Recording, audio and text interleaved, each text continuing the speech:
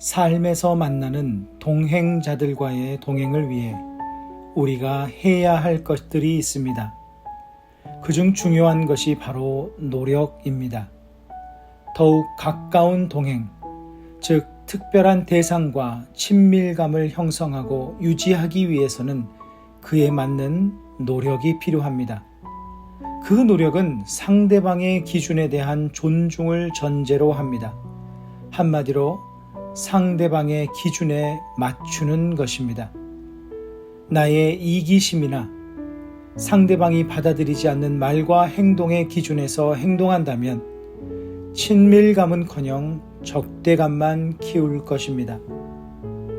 하나님과 우리의 관계 또한 마찬가지입니다.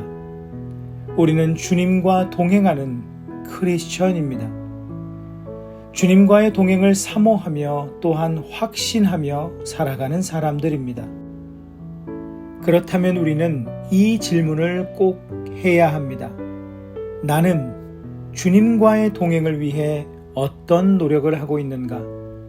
나는 주님과의 친밀감을 위해 어떤 노력을 하며 사는가?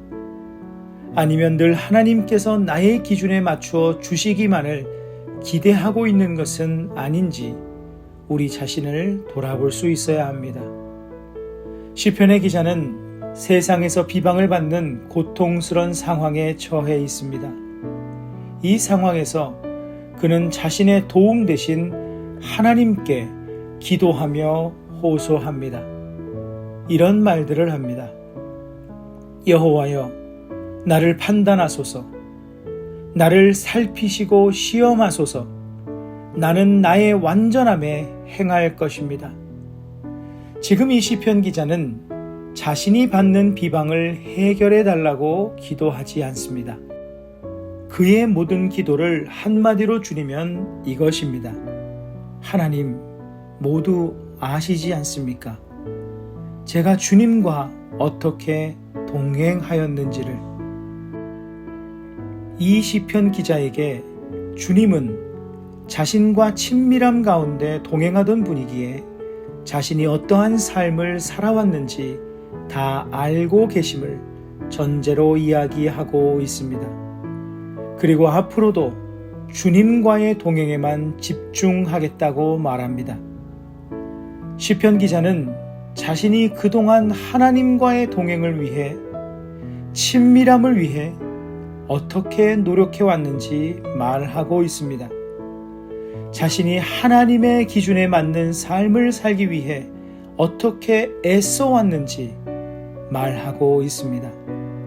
그런 삶을 통해 이루어진 하나님과의 친밀감과 동행이 어려운 때에 가장 큰 힘이 되어주고 있는 것입니다. 만일 그가 불의를 행하고 하나님의 기준이 아닌 자신의 욕망의 기준의 삶을 살았다면 그는 자신의 억울함을 호소할 곳을 잃어버렸을 것입니다. 시편 기자는 어려운 공경의 때에 하나님과의 동행에만 집중하고 있습니다.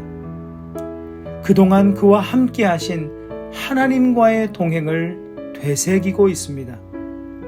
하나님께서 자신을 신원하실 것과 하나님만이 자신의 유일한 도움이심을 믿기 때문입니다. 그는 오직 하나님과의 동행에만 집중하고 있습니다. 우리가 먼저 기억해야 할 것은 주님께서 우리와의 동행을 위해 자신의 생명까지 내어주셨다는 사실입니다. 대가를 치르시며 우리를 얻으셨습니다. 그러면 우리는 우리 자신에게 이렇게 질문할 수 있어야 합니다. 나는 주님과의 동행을 위해 어떤 대가를 치르고 있는가? 어떤 삶의 노력을 하고 있으며 어떤 시간과 에너지를 사용하고 있는가? 주님과의 친밀한 동행은 우리의 삶에 큰 힘과 도움이 될 것입니다. 말씀을 기억하며 기도하는 시간을 가지십니다.